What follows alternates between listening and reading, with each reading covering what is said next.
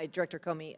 Despite the absence of an intent mens rea standard in 18 U.S.C. Section 793F, you have said that there has never been a prosecution without evidence of intent. Thus, the standard has been read into the statute despite the specific language enacted. What exactly are the legal precedents that justify reading intent into the statute? Well, my understanding of 793F is governed by a couple things, three things really. One, the legislative history from 1917, which I've read, and the one case that was prosecuted in the case. And those two things combined tell me that when Congress enacted 793F, they were very worried about the gross negligence language and actually put in legislative history. We understand it to be something very close to willfulness. Then the next 100 years of treatment of that actually tell me that the Department of Justice for a century has had that same reservation because they've only used it once. And that was in a case involving an FBI agent who was in an espionage context. So those things together inform my judgment of it. Okay.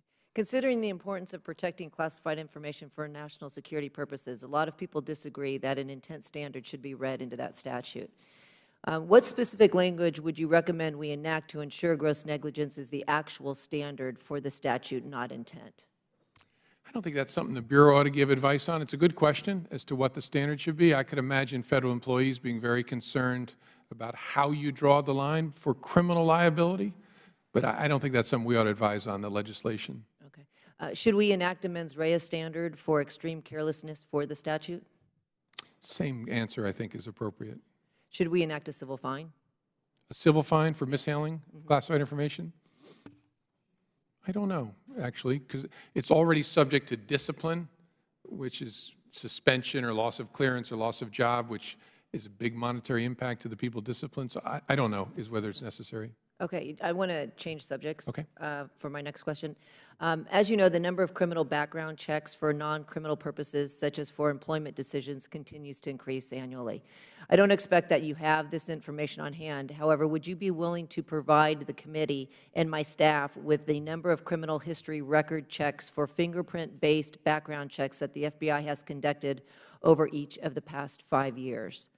And what are your thoughts regarding whether the FBI has the capacity to process the increasing number of background check requests? I'm sure we can get you that number because I'm sure we track it, so I'll make sure my staff follows up with you. I do believe we have the resources. Where we've been strained is on the background checks for firearms purchases. The other background check processes we run, my overall sense is we have enough troops to do that. We're able to, we charge a fee for those, and I think we're able to generate the resources we need. Okay. Thank you. I yield back my time. Okay. Could the gentlelady yield to me?